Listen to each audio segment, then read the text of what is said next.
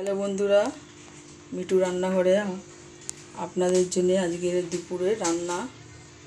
এই দেখুন, গরম গরম সাদা ভাত, আর এখানে রয়েছে আপনার কলমি শাক ভাজা,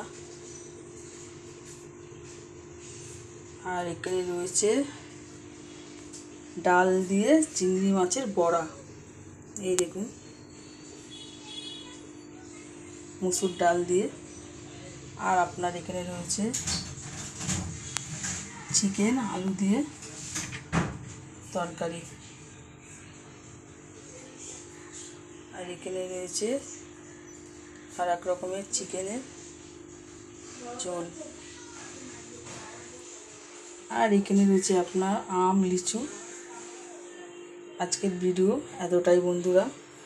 আমার ভিডিও যদি আপনাদের ভালো লেগে থাকে আপনারা আমাকে লাইক কমেন্ট শেয়ার করবেন বন্ধুরা।